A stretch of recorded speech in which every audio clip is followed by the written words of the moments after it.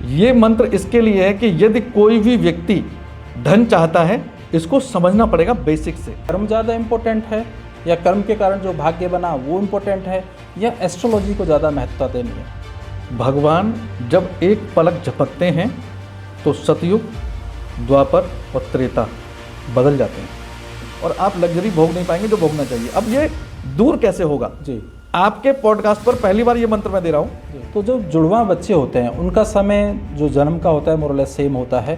किसी का भाग्य कुछ कहता है, किसी का भाग्य कुछ कहता है। को कमाई का जरिया बनाना है। एक तो ये मुझे अपना परिवार चलाना है, अलग चीज़ हो गई, क्योंकि वो मेरा एक तरह से काम कर रहा हूँ जिससे मेरा परिवार चलता है जी। एक मुझे अंपायर खड़ा करना है, मुझे बहुत सारा पैसा कमाना है। इसका मतलब क्या है, अब मैं यहाँ डर फैलाऊंगा। आप सुन रहे हैं संवाद दिल से पॉडकास्ट, सितारों की सच्चाई। आज का जो हमारा पॉडकास्ट है वो बहुत महत्वपूर्ण है। आज हमारे साथ 20 साल के एक अनुभवी एस्ट्रोलॉजर श्री कृष्ण के शर्मा जी, जो लगभग पिछले 20 सालों से लाखों लोगों का जीवन परिवर्तित कर रहे हैं, सही मार्गदर्शन कर रहे हैं एस्ट्रोलॉजी के माध्यम से। आज हम उनसे जानेंगे बहुत सारे राज एस्ट्रोलॉजी के कि यह कैसे काम करता है और लोगों की इसके बारे में क्या धारणाएं रहती हैं और कभी कभी लोग इसको गलत तरीके से कैसे देखते हैं। तो सबसे पहले स्वागत करता हूं आचार्य जी आपका। राधे राधे भैया। सबसे पहले मैं भी धन्यवाद करना चाहता हूँ टीम संवाद दिल से का। फ्रंट पर हमारा आप हैं और बिहाइंड द कैमरा जितने लोग हैं, बहुत डेडिकेटेड टीम है आपकी।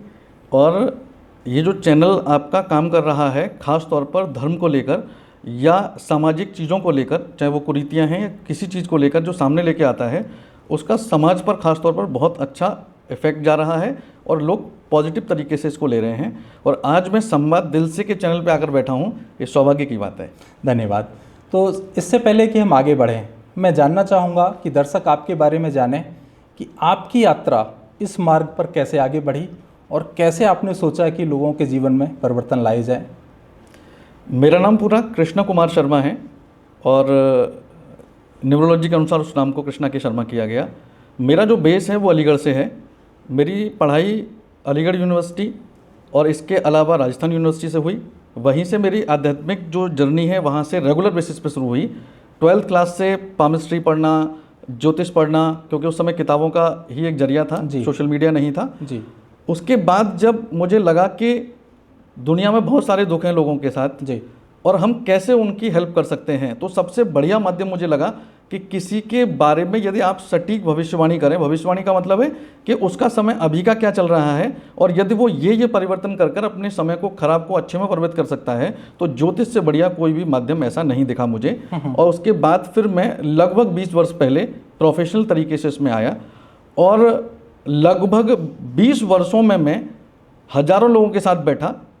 वो अच्छे लोग भी थे, वो खराब लोग भी निकले, लेकिन जिन लोगों ने एस्ट्रोलॉजी को विश्वास के साथ काम करना शुरू किया उनको लाभ मिला। और इसके साथ साथ मेरी जर्नी बढ़ती चली गई और एस्ट्रोलॉजी के प्रति मेरा विश्वास जो था वो तो बढ़ा ही बढ़ा, लेकिन लोगों को जो लाभ हुए और जब वो खुशी से आके बताते थे कि हाँ चीज़ें बहुत अच्छी हो रही हैं, तो मुझे ऐसा लगा कि शायद भगवान ने मुझे कोई ऐसी कला दी है और एक माध्यम बनाया है कि मैं उनकी समस्याओं के समाधान किसी प्रकार से उनको कर पाऊँ और सहायता कर पाऊँ।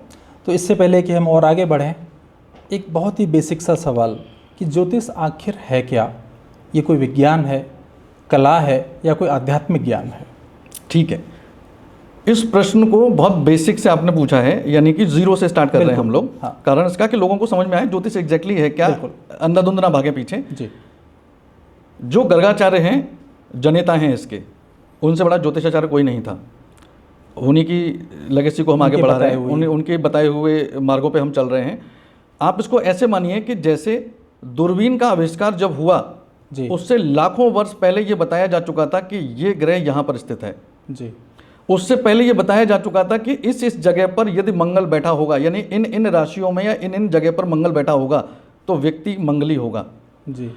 कौन से नक्षत्र होते हैं, जो 27 नक्षत्र हैं वो पहले से बताए जा चुके थे, जबकि दूरबीन का तो आविष्कार ही नहीं हुआ जी। और इतनी दूर देखना ये पॉसिबल नहीं है। कैलकुलेशन करना कि इतनी दूरी यदि हम देखें तो जैसे हनुमान चालीसा में भी आता है कि पृथ्वी से सूर्य की दूरी कितनी है जी, पृथ्वी से चंद्रमा की दूरी कितनी है। हाँ, ये पहले से सटीक गणनाएं केवल ज्योतिष के माध्यम से ही हुई जी। पहले भी कुंडलियां मिलान किया गया था, रामसिया की भी कुंडली मिली थी जी। कुंडली मिलान और ज्योतिष ये बहुत प्राचीन विद्या है, इसको आप विज्ञान की तरह ही माने। और अगर विज्ञान इसको चैलेंज करेगा तो मैं इसको विज्ञान को थोड़ा इससे पीछे मानता हूं, क्योंकि ज्योतिषी गणना, यदि कोई भी सटीक ज्योतिष है जिसका ज्ञान अच्छा है, जिसकी ग्रहों पर पकड़ बहुत अच्छी है, जिसकी ज्योतिष के ज्ञान पर पकड़ बहुत अच्छी है, वो यदि सही से गणना करे तो वो किसी भी व्यक्ति के बारे में बीता हुआ, चल रहा और आने वाला बिल्कुल सटीकता से बताया जा सकता है। लेकिन यही यदि मैं बात करूं तो किसी भी मेडिकल साइंस में ये फैसिलिटी नहीं है। जी। तो ज्योतिष एक बहुत प्राचीन विद्या है जो आप साइंस की तरह ले सकते हैं, लेकिन आप इसको ऐसे मानिए कि ये ना तो अंधविश्वास है, ना कभी खराब होती है। ऐसा नहीं है कि ज्योतिष हमने कराया और वो खराब निकला, उसका प्रेडिक्शन खराब निकला, इसका ज्योतिष से कोई लेना देना नहीं है। प्रेडिक्ट जिसने किया उसका ज्ञान कमजोर हो सकता है, लेकिन ज्योतिष की बात करें तो बहुत प्राचीन विद्या है और इसको विज्ञान की तरह देखना चाहिए और सटीकता से काम करती है। मैंने आजकल ये भी देखा है कि ज्योतिष में लोग पीएचडी करते हैं। इसका मतलब कहीं ना कहीं हमारा जो शिक्षा प्रणाली है इसको अनुमोदन करता है और इस पर आगे बढ़ता है, ऐसा ही है? बिल्कुल। मैं आपको सर बता दूं कि जहाँ से मैंने पढ़ाई की राजस्थान यूनिवर्सिटी में, वहाँ पर लगभग उस समय पर 15% के आसपास लोग विदेशी आते थे जो ज्योतिष पढ़ने आते थे। आज की संख्या बढ़ी है, बहुत बढ़ी है। ज्योतिष के बारे में या अध्यात्म के बारे में यदि पीएचडी की जा रही है, इसका मतलब ये अब का नहीं है, ये बहुत प्राचीन है और आज भी उसको मान्यता है और लोग पीएचडी कर रहे हैं, यानी कि ज्योतिष के बारे में अपने ज्ञान को और गहन कर रहे हैं और यदि उसमें से कुछ और नया निकल के आ पाए तो उसको सिद्ध करके उस अपनी पीएचडी में दिखा रहे हैं। ओके, तो फिर जब पीएचडी भी लोग कर रहे हैं, हमारी जो शिक्षण प्रणाली है वो भी इसको अनुमोदन कर रही है, तो आज फिर भी ऐसा क्यों होता है कि कुछ लोग कहते हैं ज्योतिष सिर्फ एक अंधविश्वास है, इसमें कुछ भी ऐसा नहीं है जिसको विज्ञान के साथ जोड़ा जाए? उन लोगों के लिए आप क्या कहेंगे? बहुत साधारण सी चीज़ मैं आपको बताता हूँ सर। तो जो नेगेटिव थॉट ज्योतिष के प्रति हमारे आ रहा है वो कैसे आ रहा है? जैसे कि यदि मेरे दिमाग में ये आ गया कि जो क्लाइंट मेरे पास आएगा अपने के लिए मुझे इसको कमाई का जरिया बनाना है। एक तो ये मुझे अपना परिवार चलाना है, अलग चीज हो गई, क्योंकि वो मेरा एक तरह से काम कर रहा हूं जिससे मेरा परिवार चलता है। एक मुझे अंपायर खड़ा करना है, मुझे बहुत सारा पैसा कमाना है। इसका मतलब क्या है? अब मैं यहाँ डर फैलाऊंगा। जैसे एक बहुत साधारण सा मैं आपको एक एग्जाम्पल देता हूँ। मंगली का ब्याह मंगली से नहीं हुआ तो व्यक्ति मर जाएगा उसमें से। अक्सर लोग कहते हैं, आपने भी सुना होगा। बिल्कुल सुना है। लेकिन ऐसा बिल्कुल भी नहीं है। चैलेंज के साथ कह सकते हैं, मंगल की किसी किताब में नहीं है, कोई बुक नहीं है, कोई पुरानी, प्राचीन से प्राचीन, कोई नए राइटर कोई लिख दे मैं नहीं कह सकता, लेकिन कोई प्राचीन बुक जो 100-200 साल वर्ष पुरानी हो, ऐसी कोई भी प्राचीन बुक में नहीं लिखा हुआ कि मंगल यदि आपका वीक है या मंगल आपका मंगली है किसी भी कुंडली में किसी की में और व्यक्ति मंगली की वजह से मर जाएगा। नहीं, नियम क्या है?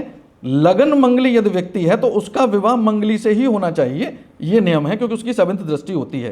तो अब ये डराया, तो अब जब डराया तो सामने वाला व्यक्ति कहेगा गुरुजी हमको कोई इसका उपाय बताइए, निदान बताइए। निदान जो होगा भैया वो अर्थ वाला निदान होगा।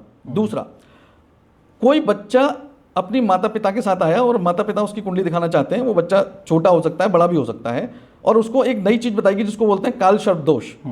अगर आप हम इसको पढ़ेंगे तो 11 तरीके से काल सर्प दोष बनता है, 11 टाइप। 11 तरीके से काल सर्प दोष जब बनेगा और कुंडली में टोटल मिला के 12 भाव होते हैं, तो अब मुझे बताइए ऐसा कौन सा व्यक्ति बना जिसके ऊपर काल सर्प दोष नहीं लगा? अगर मैं कहूं कि आपके बच्चे पर काल सर्प दोष है, हम कहेंगे गुरुजी इसका उपाय बताइए। निदान जो होगा वो फिर भैया वही अर्थ वाला होगा। यहां पर क्या होता है, क्योंकि इन चीजों को करने के बाद, निदान कराने के बाद, पैसा खर्च करने के बाद आप जैसे थे वैसे ही रहेंगे। परेशान थे तो परेशान रहेंगे। अब यहां से अविश्वास शुरू होता है, यहां से अविश्वास शुरू होता है। यदि मैं ये कह दूं कि आपने ये स्टोन नहीं पहना तो आपका काम नहीं होगा, यहां से अविश्वास शुरू होता है। जहां पर ठगा ठगी का खेल शुरू होगा भैया, वहां पर ये अविश्वास आएगा। इस वजह से लोगों के मन में एक अविश्वास कुछ लोगों में आता है कि हम कई लोगों पे गए, सब जगह हमने बहुत पैसा खर्च किया, हमको लाभ नहीं मिला। ये समस्या है। अगर वो व्यक्ति सही जगह जाए जहाँ पर अनुभवी कह सकते हैं वो, तो फिर ऐसा शायद उसके ऐसा अनुभव बिल्कुल, अगर वो अनुभवी व्यक्ति पर जाएगा तो वो सही प्रेडिक्शन करेगा। और मैं आपको बता दूं, किसी भी ग्रह को जितना अच्छे से मंत्रों के द्वारा कंट्रोल या अच्छा किया जा सकता है, वो किसी पूजा से नहीं किया जा सकता, पूजा से या किसी बिल्कुल नहीं किया जा सकता। अच्छा, एक सवाल जो मैंने जो ना पूरा लिस्ट लेके आया हूँ, और ये लिस्ट वही है जो अक्सर लोग हमसे पूछते रहते हैं या मेरे ही स्टाफ के लोगों ने पूछा है कि सब ये सवाल जरूर पूछिएगा, और ये आई एम श्योर सभी दर्शकों का भी होगा जी। कई बार ऐसा होता है कि भविष्य को बदला जा सकता है एस्ट्रोलॉजी के माध्यम से, और एक साइंस कहती है कि जैसे हमारे कर्म होंगे वैसा ही हमको हमारा भविष्य होगा, वैसे ही हमको परिणाम मिलेंगे। तो जो हम कर्म करके आए हैं, जो हमारा भविष्य पूर्व में लिखा जा चुका है, और एस्ट्रोलॉजी से उसके उपाय करके हम उसे बदल सकते हैं। तो अब यहाँ पे सवाल ये आता है कि कर्म ज़्यादा इम्पोर्टेंट है, या कर्म के कारण जो भाग्य बना वो इम्पोर्टेंट है, या एस्ट्रोलॉजी को ज़्यादा महत्वता देनी है? मैं बताता हूँ, यहाँ एक लाइन कोट करना चाहता हूँ जी अर्जुन ने धनुष बाण रख दी महाभारत में जी। कि प्रभु मैं युद्ध करना नहीं चाहता और मैं अपने हाथों से अपने दादा, अपने मामा, अपने चाचा, अपने ताऊ इनका वध नहीं कर सकता, बिल्कुल नहीं कर सकता। जी यदि मेरे भाग्य में लिखा है तो भगवान श्री कृष्ण कहते हैं कि अगर तू नहीं मारेगा तो ये तेरे को मारेंगे। तो वो कहते हैं यदि मेरे भाग्य में लिखा होगा इनके हाथों मरना तो प्रभु मैं मरना चाहता हूं, लेकिन अपने हाथों से तो मैं इनको नहीं मारूंगा।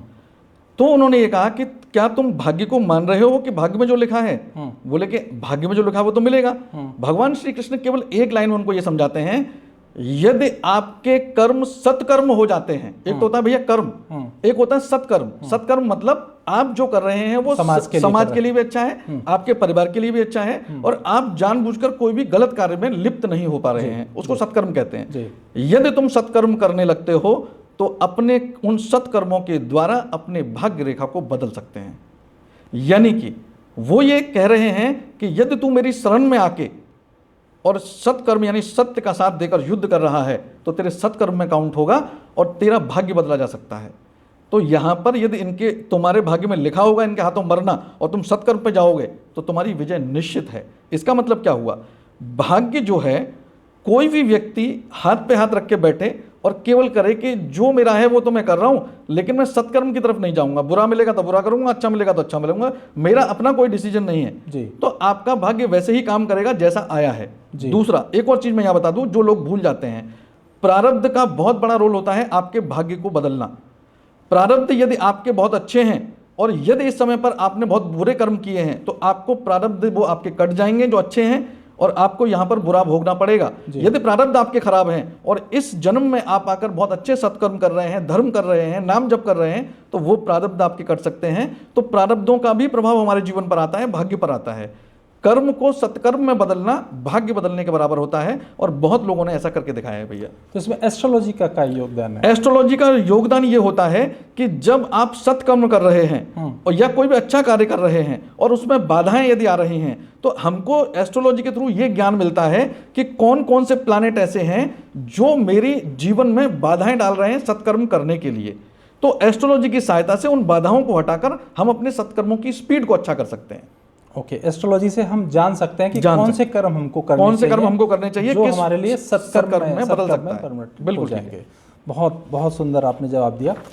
अब इसी से रिलेटेड कई लोगों ने पूछा है मुझसे कि अगर जैसे होता है कि सितारों का खेल है, जो आज का हमने टॉपिक भी दिया सितारों का खेल, अगर एक ही समय पर कुछ तो भी 2-3 मिनट का अंतर होता है, जुड़वा बच्चों में 5 मिनट का अंतर होता है मेरे हिसाब से, और भी थोड़ा ज़्यादा हो सकता है।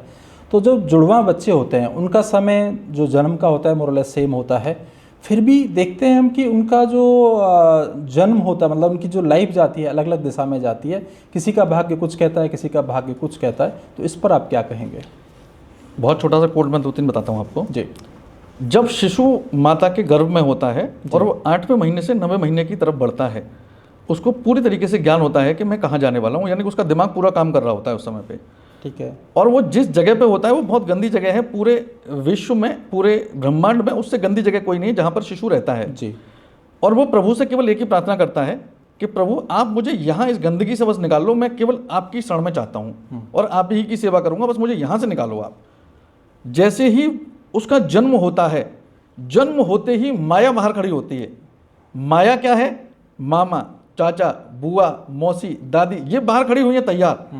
माया में जैसे ही वो लिप्त होता है वो भूल जाता है, वो सब भूल जाता है। अब आते हैं इस पर कि इसका इससे क्या संबंध है, मैं समझाता हूं। जिस समय बच्चे का जन्म होता है अपने अपने प्रारब्धों के थ्रू ही आपको जन्म दिया जाएगा कि आपको पुत्र बनना है, आपको किसी की पुत्री बनना है। अगर पुत्र बनेगा तो किसी का पिता भी बनेगा, किसी का पति भी बनेगा, किसी का दादा भी बनेगा।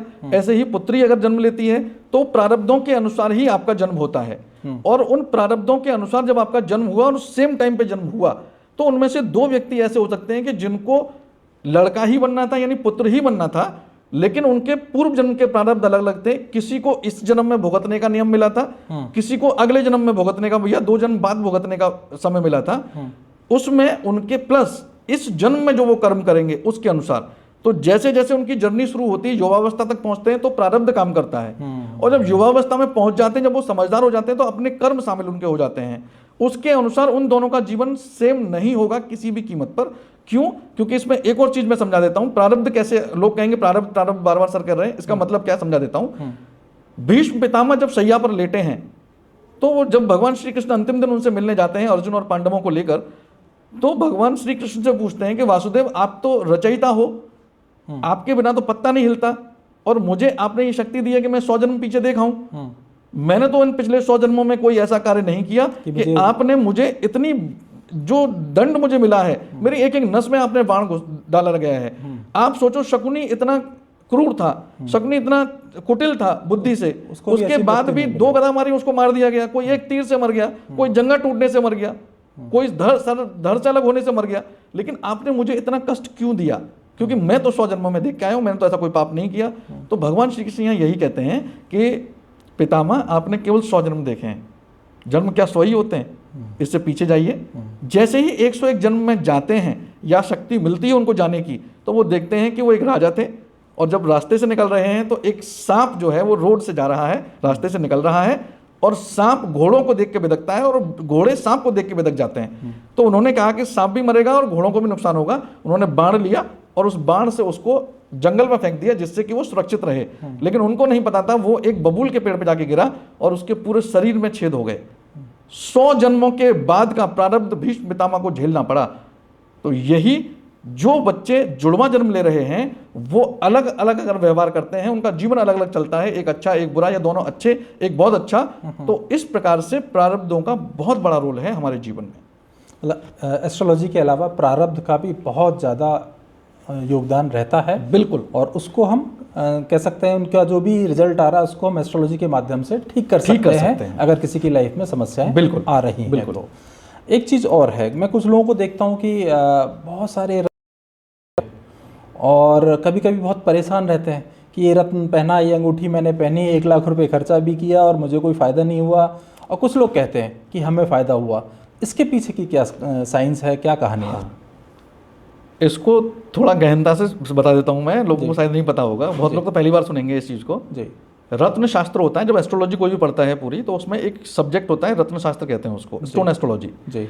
स्टोन एस्ट्रोलॉजी में बताया जाता है कि कोई भी स्टोन किसी भी व्यक्ति को पहले तो बताना कब है, क्या क्या उसकी कंडीशंस होती है, किसके साथ क्या पहनना है, ये तो कॉमन चीज है। पहले रोक रहा हूँ आपको, इससे पहले कि लोग समझें इसको, रत्न वाकई में कम कैसे करते हैं, उसके पीछे का साइंस क्या है? वही मैं बता रहा हूँ। अच्छा, वही बता रहा हूँ। हाँ।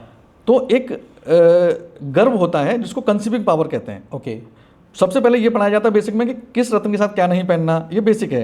कौन सा रत्न पहन सकता है व्यक्ति, उसको कैसे बताना है, ये सब बताया जाता है। लेकिन इसका पीछे का क्या है, कब पहनना चाहिए और कैसे पहनना चाहिए, वो उससे पता लगेगा फायदा होगा या नुकसान होगा। जैसे किसी ने कहा कि भाई इनका बुद्ध खराब है, उन्होंने कहा आप पन्ना पहन लीजिए, हाँ, पन्ना से आपका बुद्ध अच्छा हो जाएगा। बिल्कुल ठीक व्यक्ति गया किसी भी शॉप से, उसने जौहरी से लिया, पन्ना बनवाया, सोने में चांदी में जो भी उसकी बजट रहा, उसने वो उसको पहना, शुद्ध करके जैसे भी करके पहना। अब वो कह रहा मुझे फायदा नहीं हो रहा, मैंने तो 10,000 20,000 खर्च कर दिए। अब इसको पहनना कैसे है? जैसे सपोज करो किसी को भी पन्ना बताया गया, तो ये पता करना पड़ेगा कि उस व्यक्ति की कुंडली के अनुसार उसको कितनी कंसीविंग पावर का पन्ना देना है। कंसीविंग पावर का मतलब क्या हुआ कि जैसे महिला को गर्भ ठहरने की जो स्थिति होती है, कंसीविंग पावर, कि विवाह हुआ 2 महीने बाद गर्भ ठहरा, लेकिन कुछ महिलाएं ऐसी होती हैं कि 5-5 वर्ष तक संतान उत्पन्न नहीं हो रही है, कंसीव नहीं हो रहा है, इसी को कंसीविंग पावर कहते हैं। तो कंसीविंग पावर का मतलब यह है कि जैसे ही वो व्यक्ति पहने, उस व्यक्ति पर उसका असर हो। अब कंसीविंग पावर है, हर एक स्टोन का एक मंत्र होता है जिसको आसानी से जो जानते हैं, जो लोग इसका ज्ञान रखते हैं, वो उसकी कंसीविंग पावर चेक करते हैं। अब ये जरूरी नहीं है कि 2 लाख रुपए का स्टोन पहनकर ही आपको फायदा करेगा। हो सकता है कि जो कंसीविंग पावर आपको चाहिए वो स्टोन केवल 10,000 में आ जाए, मिल जाए। तो कंसीविंग पावर चेक करके यदि वो तरीके से अभिमंत्रित कर धारण करता है। अब अभिमंत्रित क्या होता है? एक होता है भैया शुद्ध करना, एक होता है अभिमंत्रित करना। शुद्ध करना गंगा जल से शुद्ध किया, हल्दी से शुद्ध किया, दूध से शुद्ध किया, डुबो के रख दिया, इस तरीके से शुद्ध करना होता है। अभिमंत्रित का मतलब होता है कि उस रत्न को आपको जागृत करवाना पड़ेगा, यानी कि उसको ये एक्टिव कराना पड़ेगा कि आपको धारण किया जा रहा है। अब आपको लाभ देना यानी कि आपको एक्टिव करना है, उसको ऑन करना है, एक तरह से ऊर्जा को हाँ एनहेंस करना, ऊर्जित करना उसको। तो उसको जब जागृत कर दिया जाएगा उसके बाद यदि वो व्यक्ति धारण करेगा तो निश्चित रूप से लाभ होते हैं। और यदि आप ऐसे ही कहीं से कोई भी रत्न पहन लोगे, 5 पहन लो, 10 पहन लो, गारंटी आपको फायदा नहीं होगा जब तक कि कंसीविंग पावर सही से चेक होकर आपको रत्न ना पहना जाए। और रत्न पहनने का मतलब अभिमंत्रित करके पहना जाएगा तो उसको 100% लाभ देखने को मिलते हैं। लेकिन अगर कोई कहीं से भी कैसे भी कोई भी रत्न जब चाहे तब पहन ले, कितना भी महंगा पहन ले, फायदे होंगे इसकी कोई गारंटी नहीं है, उल्टा नुकसान भी कर सकता है। चलिए, बहुत अच्छी बात बताई आपने। एक सवाल और है। कुछ लोग इसको कुछ भी कह लो कि बहुत सारे एस्ट्रोलॉजर्स के पास जाते हैं और बाद में फिर ये मैं कहूँगा कि वो शायद उनको चेक करने भी जाते हैं कि ये एस्ट्रोलॉजर मेरे बारे में क्या बताते हैं, मेरे हिसाब से सही बता रहे हैं कि नहीं।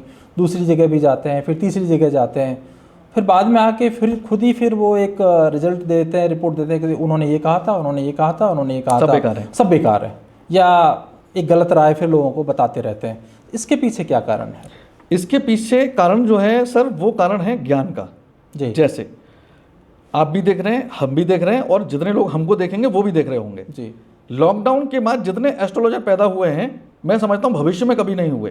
कारण उसका ऑनलाइन आज की डेट में 99 रुपए में आप एक वेबिनार ज्वाइन करो जी, वहां पर सामने वाला जो एस्ट्रोलॉजर आपको वेबिनार दे रहा होगा वो तीसरे दिन अपना कोर्स बेचेगा, 15 दिन, 20 दिन, महीने भर, 2 महीने, 3 महीने का कोर्स आपको कराएगा। उसके बाद आपको कह देगा आप एस्ट्रोलॉजर हैं और आप जाकर अपनी प्रैक्टिस कर सकते हैं। जो ज्ञान आज तक 20 वर्षों में हम कहते हैं हमको शायद नखून की नोक के बराबर आया है, उस ज्ञान को कोई व्यक्ति 6 महीने में कितना अर्जित कर सकता है, ये मेरी समझ से परे है, पहली बात। दूसरी चीज, यदि अगर आपके पास या किसी के भी पास अल्प ज्ञान होगा, वो उसी प्रकार से अपना प्रेडिक्शन करेगा। जनरली आज की डेट में इसको एक व्यवसाय की तरह देखा जा रहा है, और इस मार्केट को एप्लीकेशंस जितनी भी आ रही हैं, आप भी देख रहे होंगे ऑनलाइन, उन पर कोई भी एस्ट्रोलॉजर नहीं है। मैं साफ साफ बोल रहा हूं, जितनी एप्लीकेशंस हैं उन पर कोई एस्ट्रोलॉजर नहीं बैठा, टोटल कंप्यूटर काम कर रहा है। एस्ट्रोलॉजर के फेस लगे हुए हैं, उन एस्ट्रोलॉजर से टाई अप किया जाता है। जब एस्ट्रोलॉजर को इंटरेस्ट उसमें नहीं आता तो उनके फेस लगे रहते हैं, और उसके बाद सब एआई काम करता है। ये एक बिजनेस की तरह यूज हो रहा है। इस वजह से जब लोग जाते हैं एक विश्वास के साथ, और उनको मैंने कुछ बताया, किसी दूसरे व्यक्ति ने कुछ बताया, तीसरे एस्ट्रोलॉजर ने कुछ बताया, जबकि रिपोर्ट एक ही है, यानी लगन चार्ट जब एक ही है, तो उसमें रिपोर्ट में एक ही चीज लिखी हुई है, तो 3 अलग अलग डॉक्टर अलग अलग चीज कैसे बता सकते हैं? बिल्कुल ठीक। इसका मतलब जहां पर अल्प ज्ञान होगा वहां पर चीजें डिफरेंट आएंगी, जहां पर अल्प ज्ञान नहीं होगा वहां पर जो हम बताएंगे वही सामने वाला बताएगा, वही तीसरा व्यक्ति बताएगा। जब ऐसा नहीं हो रहा है तो फिर लोग कहते हैं कोई एस्ट्रोलॉजी नहीं होती। मैं आपको आज फिर बता दूं, एस्ट्रोलॉजर गलत हो सकता है, मैं भी एस्ट्रोलॉजर हूं, गलत नहीं होगी। एस्ट्रोलॉजी कभी गलत नहीं हो सकती, ना गलत थी, ना गलत है, ना कभी गलत होगी, क्योंकि प्रॉपर साइंस पे चलती है। इसके बिना इस सृष्टि का एक पत्ता भी नहीं घूमता। आप भी समझते हैं, मैं भी समझता हूं। पूरे के पूरे सौरमंडल में 24 घंटे प्लैनेट्स मूव कर रहे हैं, और प्लैनेट्स मूव नहीं करेंगे तो सृष्टि रुक जाएगी। तो सर, मेरा ये सवाल है लोगों के लिए कि लोगों को कैसे पता चले कि किस एस्ट्रोलॉजर के पास जाना है, क्योंकि आजकल तो ऐड, बड़े अच्छे अच्छे ऐड आते हैं और लोग शायद उसमें कंफ्यूज हो जाते हैं या उनकी चमक धमक में चले जाते हैं, और लोग डिसाइड करते हैं और उसके, मैं कहता हूँ, शिकार हो जाते हैं एक तरीके से। कैसे पता करें कि किसके पास जाना? अब तक का सबसे अच्छा प्रश्न है आपका ये जी, क्योंकि आप इसको कर रहे हैं तो आपको एक आइडिया है कि लोगों की एग्जैक्टली परेशानी क्या है। जी, एक अच्छा एस्ट्रोलॉजर कैसे, हम लोग, कोई मीटर तो है नहीं इसका, कोई टेस्ट भी नहीं है, सरकार की तरफ से कोई गाइडलाइन नहीं है, ना कोई आईएसआई मार्क है। जी, हमको बस केवल इतना देखना है कि जिस भी एस्ट्रोलॉजर पर जा रहे हैं, जी, और यदि उस एस्ट्रोलॉजर को एस्ट्रोलॉजी का ज्ञान है, तो वो आपका लगन चार्ट देखेगा और आपके बारे में स्वयं बताना शुरू करेगा। या आप ये कर सकते हैं कि एस्ट्रोलॉजर को चेक करना है तो आप उसके पास जाएं, और जाने के बाद आप खुद ना बोलें, आप बोलें सर आप मेरे बारे में बताइए। वो आपके पास्ट के बारे में भी बताएगा कुछ थोड़ा बहुत, क्योंकि समय लिमिटेड होता है जी, तो वो बहुत ज़्यादा तो नहीं बताएगा, लेकिन हाँ कुछ चीज़ें प्रकाश डालेगा आपके पास्ट पर, जी, अभी क्या चल रहा है और आने वाले समय में क्या होगा। जी, यदि जो चीज़ें वो बता रहा है स्वयं से जाने के बाद, इसका मतलब उसको ज्ञान है, वो एस्ट्रोलॉजर ठीक है। यदि आप जा रहे हैं, आपकी डिटेल या आपसे कह रहा है कुंडली दिखाओ, आप अपनी खुद कुंडली नहीं बना रहा है, और वो कह रहा है कि हाँ बताओ क्या समस्या है, क्या समस्या है आपको, तो आप समझ लीजिए इसको अल्प ज्ञान है, और आपके परेशानी के अनुसार फिर वो कुंडली को मोल्ड कर आपको रेमेडी देगा। और उसके अनुसार फायदे होंगे या नहीं होंगे वो बात की बात है, लेकिन उस एस्ट्रोलॉजर को वास्तव में अच्छा ज्ञान नहीं है।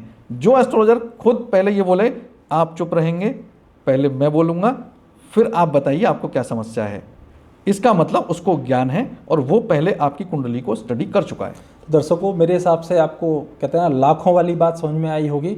जो एस्ट्रोलॉजर आपको पास्ट बता सकते हैं, आपके साथ ऐसा ऐसा चल रहा होगा या ऐसा ऐसा हुआ होगा, उनकी बात को आप ध्यान से सुने, आगे के लिए उनसे आप कंसल्टेंसी लें और मेरे हिसाब से उनसे ही गाइडेंस लें। चलिए दूसरा सवाल आगे बढ़ते हैं।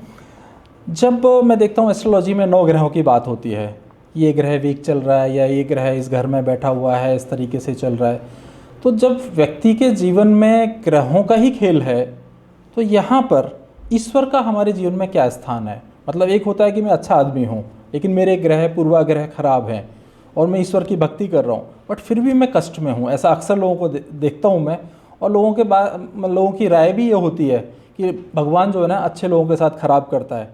तो इसमें क्या कहेंगे, आपकी ईश्वर की क्या स्थिति है ऐसे उस समय पे? ठीक है, इसको बहुत आसान तरीके से बताता हूँ जी।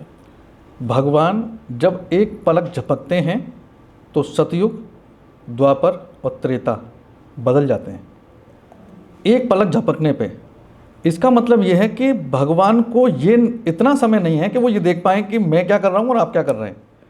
किसी ना किसी को तो हमको नियुक्त करना पड़ेगा चीज़ों को चलाने के लिए, क्योंकि सृष्टि को मैनेज करने के लिए। जैसे एक बहुत छोटा सा एग्जांपल है, किसी भी कुंडली को यदि हम देखें, शनि कहाँ बैठा है, शनि की महादशा है, ढैया है, 7.5 है, उसको बिल्कुल इग्नोर कर दीजिए।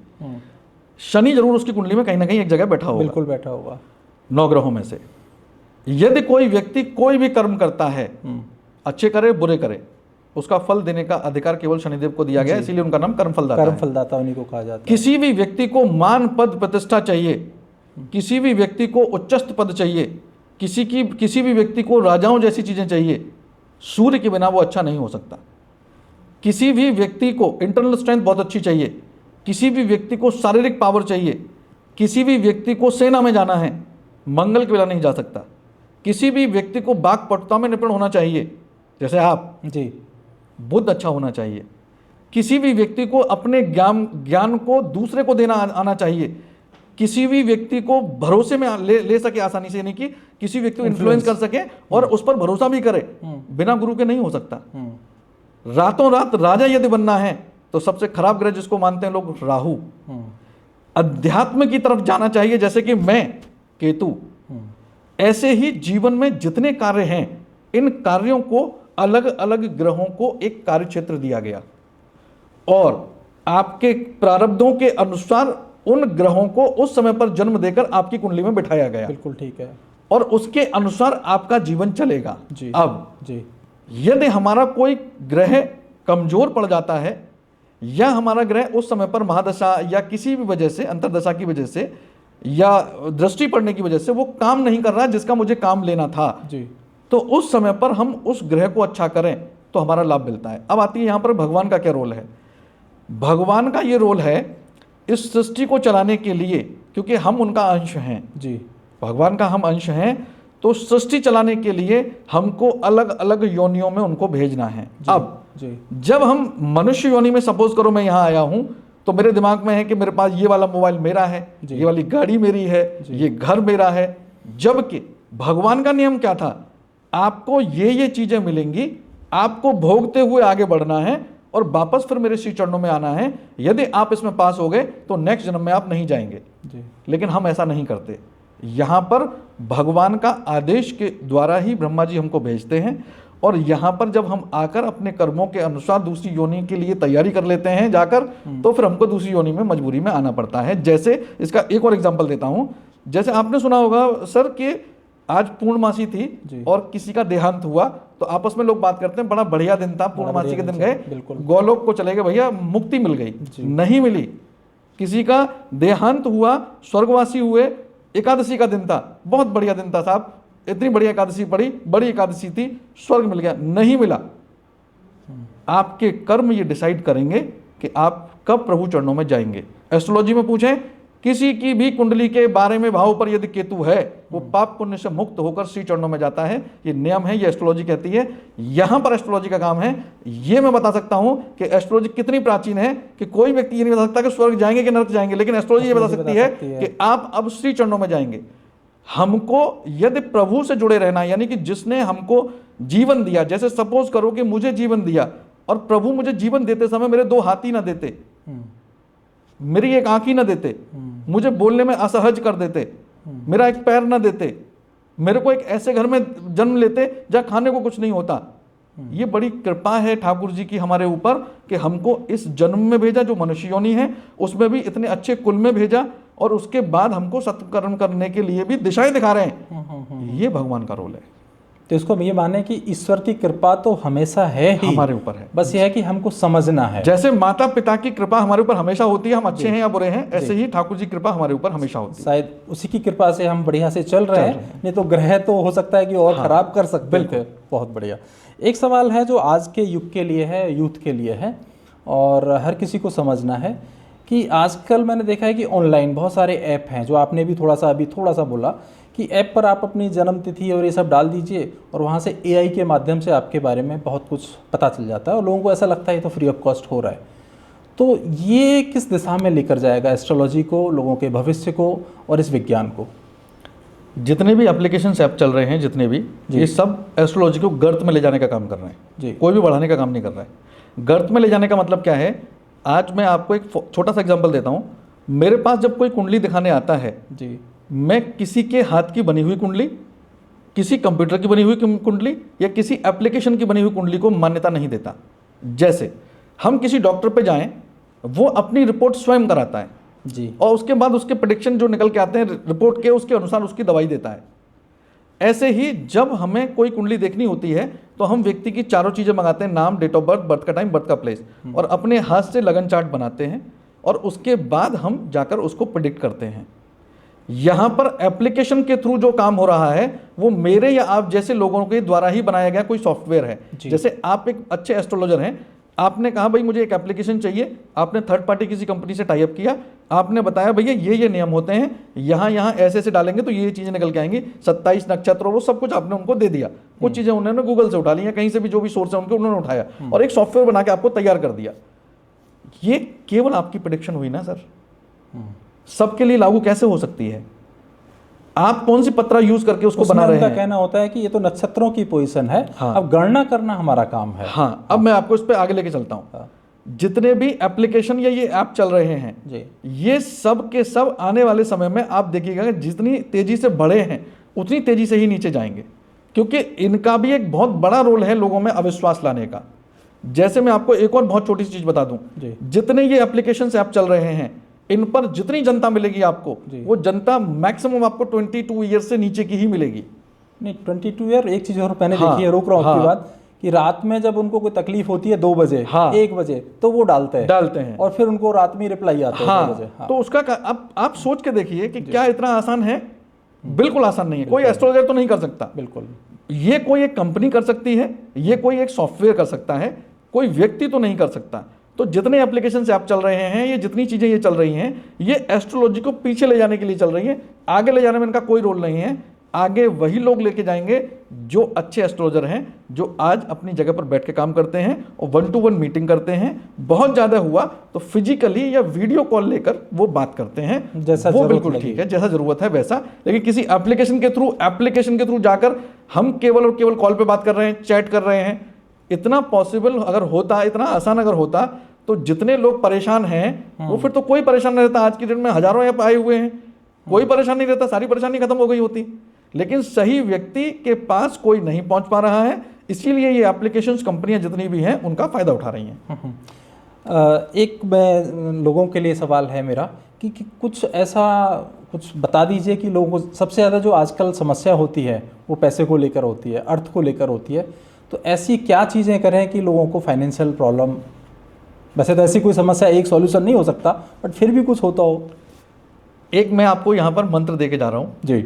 ये मंत्र ना आज से पहले किसी ने सुना होगा जी, ना किसी ने किया होगा जी। ये मंत्र इसके लिए है कि यदि कोई भी व्यक्ति धन चाहता है, इसको समझना पड़ेगा बेसिक से। जैसे बहुत सारे लोगों ने सुना होगा कहते हुए, हमारी पत्नी पिछले 5 वर्ष से माता वैभव लक्ष्मी का व्रत रखती हैं, लेकिन हमारी धन की स्थिति वही है। जी। ऐसा क्यों हो रहा है? इसका कारण क्या है? धन देने के लिए पूरा चैनल है। माता महालक्ष्मी के पास इतना समय नहीं है कि वो तुमको धन देने के लिए बैठी हुई हैं। एक चैनल है। माता महालक्ष्मी जब खुश होंगी वो आदेश करेंगी कि इनको इतना धन दे दिया जाए। वो आदेश पहुंचता कुबेर के पास। जी। कुबेर के पास माता महालक्ष्मी के सारे खजाने हैं। जी। कुबेर भी बहुत व्यस्त हैं।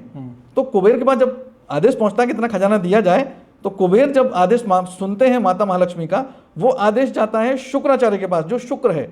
शुक्र के पास कुबेर के सारे खजानों की चाबियां हैं। इन तीनों को मिलाकर जब तक आप खुश नहीं कर लेंगे, तब तक आपके पास धन के जो सोर्स रुके हुए हैं वो खुलेंगे नहीं और आसानी से धन आएगा नहीं और आप लग्जरी भोग नहीं पाएंगे जो भोगना चाहिए। अब ये दूर कैसे होगा? जी। आपके पॉडकास्ट पर पहली बार ये मंत्र मैं दे रहा हूं। एक मंत्र है ओम कामाक्षय नमः। ओम कामाक्षय नमः। ओम कामाक्षय नमः।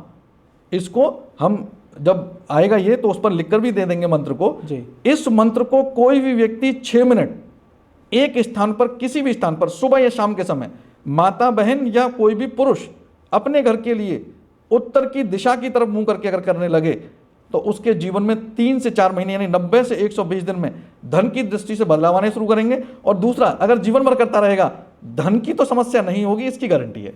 तो मैं उम्मीद करता हूं कि जो आप आखिरी तक हमारे इस पॉडकास्ट में बने हुए हैं, तो आपको इसका इनाम कह लीजिए, ऊपर वाले का आशीर्वाद कह लीजिए, वो आप तक ज़रूर पहुंचा होगा। और भी कुछ सवाल हैं जो आपके लिए बहुत इम्पोर्टेंट हैं। मैं देख रहा हूँ आचार्य जी की 2025 से ही बहुत सारे विदेश में बहुत सारी स्थितियां बदल रही हैं। कहीं पर अमेरिका में पिछले साल दिसंबर में आग लगी, ठीक है, अभी युद्ध होते होते बचा। यूक्रेन में ऑलरेडी युद्ध हो रहा है, इजराइल और उधर युद्ध हो रहा है। तो इसको आप पूरे, अगर मैं विश्व की दृष्टि से देखूं तो 2025 से लेकर 27-28 तक आप कैसा पाते हैं? 2024 नवंबर में मेरा एक वीडियो आया था जिसमें मैंने भविष्यवाणी 2025 की थी। उसमें हमने ये कहा था कि कोई एक ऐसा व्यक्ति जिसका बहुत नाम होगा, जैसे पोप की मृत्यु हुई है अभी जी, तो हमने कहा था कोई ऐसा व्यक्ति जाएगा जिसके विश्व पटल पर नाम आएगा जी। वो उनके साथ ऐसा हुआ। दूसरा, हमने उसमें एक चीज़ और ये कही थी कि जब 2025 आएगा, ये मंगल का वर्ष है, 9 नंबर। मंगल अग्नि भी होता है, मंगल मारपीट भी होता है, मंगल लड़ाई होता है, मंगल युद्ध होता है, मंगल गर्म ग्रह होता है। इससे संबंधित चीज़ें लोगों में होंगी, इससे संबंधित चीज़ें पूरे विश्व में होंगी, वो हो रही हैं। कारण उसका यही है, मंगल कारक है इसके लिए। जैसे मैं आपको इसका बैक में जाके देखें, 2020 में ही लॉकडाउन क्यों लगा और 2020 में ही इतनी बड़ी महामारी क्यों आई, उसका टोटल करेंगे तो 4 नंबर आया जो राहु का है। राहु की वजह से ये प्रॉब्लम्स हुई। ऐसे ही मंगल की वजह से ये जितनी अग्नि है या युद्ध है या तीखा बार है, बोलना तीखा बोलना हो रहा है, जिसको हम मंगल की दृष्टि से देखते हैं, इस सेनाओं का प्रयोग किया जा रहा है। इस वजह से ये सब चीज़ें हो रही हैं। जैसे ही 2025 निकलेगा, धीमे धीमे धीमे धीमे शांति आना शुरू होगी। क्यों? मंगल जाएगा तो फिर सूर्य का वर्ष शुरू होगा। सूर्य के वर्ष में जब 2000 अगला वाला 26 आने वाला है जी, तो सूर्य का वर्ष जब आएगा तो सूर्य के वर्ष में लोगों के नैतिक संबंध अच्छे होने शुरू होंगे। यानी कि जिन्होंने गलतियां की हैं वो अपने आप को सरेंडर से मतलब अपनी गलती मानना शुरू करेंगे, जो अभी नहीं मान रहे हैं। और उनको यह एहसास होगा, जैसे राजा अपनी घर की बात अपने सारथी से नहीं करता जबकि पूरे दिन उसके साथ रथ पे रहता है। किससे करेगा? एक कबीले के सरदार से कर लेगा। आज की डेट में जैसे यूक्रेन का और युद्ध चल रहा है, तो सामने वाला व्यक्ति ऊंचाई पे बैठा हुआ है, वो बात करने को तैयार ही नहीं है, जबकि यूक्रेन के राष्ट्रपति तैयार है बात करने के लिए। कारण उसमें राजा वाली फीलिंग है। लेकिन जैसे ही 2025 आएगा, उसको यह एहसास होगा राजा का धर्म क्या है। राजा का धर्म है छोटे बड़ों को साथ लेकर चलना। तब ये चीजें शांत होने लगेंगी। इसको कब तक उम्मीद रखें? 2025 एंड होगा और 2026 मिड जब तक आएगा तब तक बहुत सारी चीजें शांत हो चुकी हैं। ये तो होगी वैश्विक लेवल पर जी। क्या इंडिविजुअल लेवल पर भी मंगल का प्रभाव लोगों के जीवन में रहने वाला, लाइक घर में शांति से रहें, ऐसा कुछ होने वाला है? निश्चित रूप से जी। अगर किसी के भी जीवन में या घर में जी 2025 शुरू होने के बाद से कलह शुरू हुई है, मारपीट किसी से होना शुरू हुई है, अक्सर मतलब हाथापाई हो जाती है, अक्सर चोट भी लग जाती है, चोट भी मंगल है, ब्लड निकलने लग रहा है, वो भी मंगल है, ऐसा किसी के यहाँ हो रहा है, तो वो अपने घर का साउथ चेक कर ले। एक बार अपने घर का साउथ चेक कर ले कि पहले से उसके घर में दक्षिण दिशा में कोई नीला कलर, कोई काला कलर ऐसा था, या कोई काले रंग की चीज़ या कोई काले रंग का या नीले रंग की कोई चीज़ ऐसी थी वहाँ पर, और मंगल के आने से वो प्रबलता पर गई, उसकी वजह से ऐसा हुआ है। तो इंडिविजुअल लाइफ में भी ऐसा होता है। बहुत अच्छी चीज़ बताई आपने श्रोताओं को। और कुछ और संदेश, मैं क्लोजिंग की तरफ बढ़ रहा हूँ, तो कुछ और संदेश उन लोगों के लिए, ये एक सवाल के रूप में मैं इसको ले लेता हूँ। एस्ट्रोलॉजर के पास कब जाना चाहिए? जब व्यक्ति समस्या में हो, या जब सब बढ़िया भी चल रहा है तब भी जा सकते हैं? एस्ट्रोलॉजर के पास कब जाना चाहिए, बहुत साधारण शब्दों में समझाता हूँ। एक तो जो मेरा अपना ऑब्जर्वेशन है, जो मैंने रिसर्च करी है, वो ये करी है, जब भी व्यक्ति का राहु खराब होता है, जब भी व्यक्ति का राहु खराब होता है, के पास जाएगा ही वो जाएगा ही जाएगा एस्ट्रोलॉजर के पास, उसको कोई रोक ही नहीं सकता। एक तो ये नियम है जी। ये तो नियम है एस्ट्रोलॉजिकल। दूसरा, हमको बस केवल इतना ध्यान रखना है, 9 प्लैनेट में कुछ प्लैनेट आपस में मित्र हैं, कुछ प्लैनेट ऐसे हैं जो आपस में शत्रु भाव रखते हैं, कुछ प्लैनेट ऐसे हैं जो मित्र भाव और शत्रु भाव ना रखकर समभाव रखते हैं। बस हमको ये पता रखना चाहिए मेरी कुंडली का कॉम्बिनेशन लग्नेश और महादशा का कैसा चल रहा है। जैसे फॉर एग्जाम्पल मैं बताता हूँ, मेरे लग्नेश यदि गुरु हैं और मेरे ऊपर महादशा बुध की चल रही है, तो मुझे पता है 17 वर्ष के लिए मेरे ऊपर बुध आए हैं जी। और बुध की महादशा मेरी कब खत्म होने वाली है, मालूम पड़ा कि मेरे 2028 में बुध की महादशा खत्म हो जाएगी। तो मुझको 2028 में एक बार जाकर अपनी कुंडली का विश्लेषण कराना चाहिए कि अब 2028 में जो मेरे ऊपर बुध के बाद केतु आने वाले हैं, उनका गुरु के साथ क्या संबंध रहने वाला है, और मुझको किन किन चीजों का ध्यान इन 7 वर्षों में, हाँ 7 वर्षों में क्या ध्यान रखना है। यदि मैं लग्नेश और महादशा का जो ग्रह है, जिसको हम गेस्ट की तरह से देखते हैं कि गेस्ट आया हुआ है हमारे घर में, अगर उसका कॉम्बिनेशन बना के रखते हैं, तो हमारी कुंडली की 60% चीजें हमारे कंट्रोल में है। 60% चीजें आपको गर्त में ले जाके नहीं रखेंगी, आपको बहुत बुरा होने से रोक देंगी। बहुत सारी चीजें ऐसी हैं जो खराब होते होते रुक जाएंगी यदि लग्नेश का कॉम्बिनेशन और महादशा और अंतरदशा का कॉम्बिनेशन बहुत अच्छा चल रहा है, या आप समझ चुके हैं और आपको पता है मेरी कुंडली में चल क्या रहा है। अब लोग जन्म हुआ है तब से लेके अब तक कभी कुंडली ही नहीं दिखाई, उनको ये पता ही नहीं था कि जन्म पे कौन सी महादशा थी, 10 साल पहले कौन सी महादशा थी, आज कौन सी महादशा अंतरदशा चल रही है। तो उनको परेशानियां होती ही होती हैं, और फिर वो ये चाहते हैं कि एक साथ बहुत जल्दी लाभ मिल जाए, तो पॉसिबल नहीं है। बीच बीच में साल 2 साल 4 साल में हमको एक बार विश्लेषण कराते रहना चाहिए, ऑब्जर्वेशन में रखना चाहिए। तो धन्यवाद आचार्य जी, आपने बहुत ही सरलता से लोगों को एस्ट्रोलॉजी के बारे में बताया और एस्ट्रोलॉजी की एक नई झलक हम लोगों को दी। और दर्शकों, मैं आपसे भी कहना चाहूँगा कि अगर आप चाहते हैं आचार्य जी से कुछ परामर्श लेना, तो नीचे नंबर स्क्रीन पर चल रहा है, इसको आप देख सकते हैं, इस पर बात कर सकते हैं, आचार्य जी से अपॉइंटमेंट पहले ही ले सकते हैं, क्योंकि आचार्य जी मैं देखता हूँ कि काफ़ी जगह पर जाते भी रहते हैं और बहुत बिजी रहते हैं। तो एडवांस में अपना अपॉइंटमेंट लें और अपनी समस्या का समाधान लें, क्योंकि समस्या को आप ऐसे लें चुनौती के रूप में, और उसका कुछ ना कुछ सॉल्यूशन, कोई ना कोई हर समस्या की चाबी होती है और एस्ट्रोलॉजी में अवश्य होती है। तो आपका फिर से मैं धन्यवाद देता हूँ। बस आपसे एक ही बात कहना चाहूँगा कि कुछ दर्शकों को हमारे संवाद दिल से के बारे में कुछ कहना चाहते हैं और कुछ कहना चाहते हैं, तो एक मैसेज दे सकते हैं आप। एक बार फिर से संवाद दिल से टीम का पूरा धन्यवाद है कि उन्होंने मुझे यहाँ मौका दिया, समय दिया आने का। और आज की डेट में हम लोग जो चीज़ कर रहे हैं, इसको पॉडकास्ट का नाम दिया जाता है कि ये पॉडकास्ट है। पॉडकास्ट का मतलब क्या है कि किसी भी विषय पर किसी व्यक्ति विशेष से ओपिनियन तो लेना ही, लेकिन सही और गलत में सामने वाली जो जनता है उसको फ़र्क बताना। और मैं आपको बता दूं कि पूरे मंडल में जहां हम बैठे हैं, इस तरीके का कोई स्टूडियो ना तो है, और ना मुझे ऐसा लगता है कि इतना अच्छा कोई बनाने के बाद मैनेज कर पाएगा।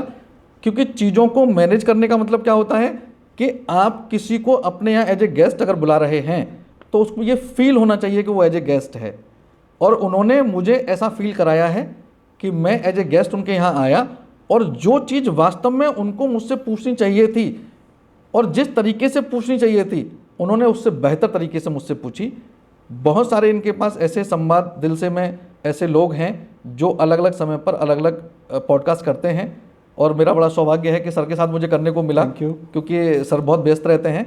लेकिन मेरा आपको सजेशन है, आप किसी भी क्षेत्र से जुड़े हुए हैं, आप शिक्षा से जुड़े हुए हैं, भले ही एक टीचर हैं, आप डॉक्टर हैं, भले ही एक छोटी क्लिनिक चला रहे हैं, आप यदि एक व्यवसायी हैं और किसी भी प्रकार का व्यवसाय करते हैं, आप एक स्टूडेंट हैं, आप एक राजनीतिज्ञ हैं, किसी भी विषय पर लेकर यदि आपके मन में ऐसा है कि मैं इस विषय को लेकर लोगों के बीच में जाना चाहता हूं, तो आपको संवाद दिल से टीम से निश्चित रूप से संपर्क करना चाहिए।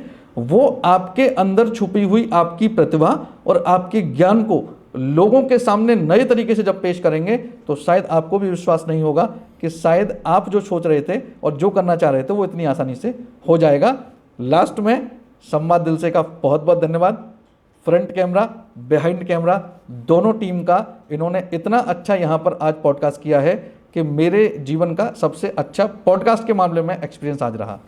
तो धन्यवाद दर्शकों, धन्यवाद आचार्य जी। और जो भी आपको लगता है कि कुछ सवाल और हैं आपके ज्योतिष को लेकर, एस्ट्रोलॉजी को लेकर, आप कमेंट में ज़रूर पूछिए, क्योंकि मैं फिर से विनती करूंगा आपसे कि अगर आपके सवाल अच्छे आते हैं, जैसे मेरे अंदर अभी भी सवाल चल रहा है, बट आज के लिए मैं उस सवाल को नहीं लूँगा कि आजकल मैं देख रहा हूँ मैरिज में बहुत ज़्यादा समस्याएं आ रही हैं, लोगों से रिलेशन ख़राब हो रहे हैं। तो आपके साथ भी ऐसी कोई समस्याएं हैं तो उनको सवालों को आप पूछिए, और हम फिर से विनती करेंगे कि फिर से पॉडकास्ट पर आएँ और फिर से हम उस समस्याओं को समाधान के रूप में आप तक लेकर आएँ। फिर से धन्यवाद।